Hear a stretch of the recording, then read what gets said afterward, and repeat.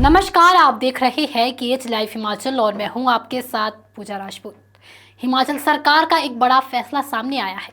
सरकार ने कहा है कि अगर किसी जगह पर स्कूल, कॉलेज या फिर कोई और संस्थान बंद भी हो जाए तो वहां की जमीन अब जनता को वापस नहीं मिलेगी।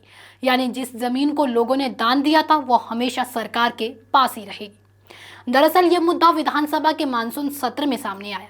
भाजपा विधायक दलीप ठाकुर ने सदन में सवाल पूछा कि अगर कोई संस्थान बंद हो जाए तो क्या सरकार इस जमीन को वापस करेगी। इस पर डिप्टी सीएम मुकेश अग्निहोत्री ने जवाब देते हुए कहा, जमीन वापस नहीं होगी। उन्होंने कहा कि जिस जगह पर संस्थान बनाए गए हैं वहां अब भवन और ढांचा खड़ा हो चुका है। ऐसे में उस जमीन को तोड़कर या फिर हटाकर लौटाना संभव ही नहीं है। डिप्टी सीएम ने आगे कहा कि इन परिसरों को बेकार छोड़ने के बजाय सरकार इन्हें भविष्य में किसी और काम के लिए इस्तेमाल करेगी। जैसे अगर कोई स्कूल या फिर कॉलेज बंद हो गया तो उस भवन को किसी और सरकारी विभाग या फिर शैक्षणिक संस्थान के लिए उपयोग किया जा सकता है। यानी जनता की दी हुई जमीन अब स्थायी रूप से सरकारी स्वामित्व में रहेगी। सरकार का कहना है कि जनता द्वारा दी गई जमीन एक तरह का सामाजिक योगदान है। लोग ये जमीन समाज की भलाई के लिए देते हैं, इसलिए इसे सरकार के पास ही सुरक्षित रहना चाहिए। मौजूदा सरकार ने दावा किया कि अब तक 126 नए संस्थान खोले गए हैं। सरकार खुद को वेलफेयर स्टेट बताती है और कहती है कि हर कदम जनता के हित में उठाया जाता है। लेकिन यहाँ से असली सवाल खड़े होते हैं। जनता जमीन किसी खास उद्देश्य के लिए दान करती है, जैसे स्कूल या कॉलेज बनाने के लिए। अगर वही संस्थान बंद हो जाए और उद्देश्य ही पूरा ना हो तो क्या जमीन वापस नहीं होनी चाहिए? क्या सरकार को हक है कि वह जमीन को किसी और काम में लगाए? हिमाचल में यह समस्या नई नहीं है। अक्सर होता यह है कि सरकारें राजनीतिक फायदे के लिए चुनावों में पहले नए संस्थानों की घोषणा कर देती है। कहीं कॉलेज खोल देते हैं तो कहीं आईटीआई, कहीं कोई ऑफिस। लेकिन जब स्टाफ और बजट नहीं मिलता तो वे संस्थान कुछ सालों में बंद हो जाते हैं। नतीजा ये होता है कि जनता की दान की गई जमीन पर वीरान भवन खड़े हो जाते हैं। अब सरकार कहती है कि उस जमीन को वापस करने का कोई प्रावधान नहीं है, बल्कि उसका इस्तेमाल आगे किसी और काम में होगा। सरकार का तर्क है कि अगर जमीन लौटा दी जाए तो वहां बने भवन और ढांचे का क्या होगा?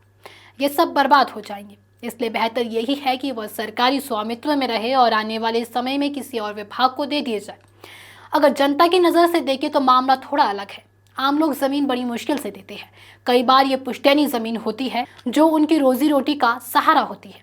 जब वे जमीन दान करते हैं तो सोचते हैं कि इस पर उनके गांव का स्कूल चलेगा, उनके बच्चे पढ़ेंगे या फिर कोई और बड़ा काम होगा।